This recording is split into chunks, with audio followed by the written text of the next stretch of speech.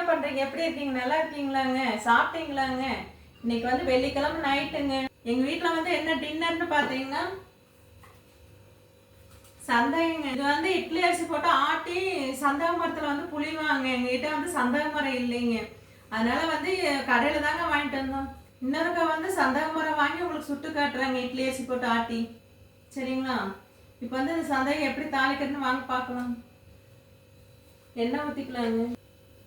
கடுகு போட்டுக்கலாங்க. கடலைப்பருப்பு உளுந்து போட்டுக்கலாங்க.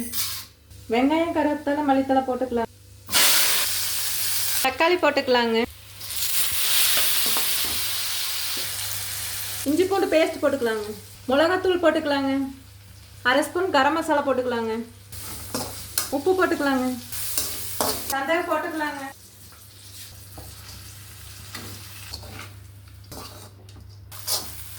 சந்தகம் ரெடிங்க.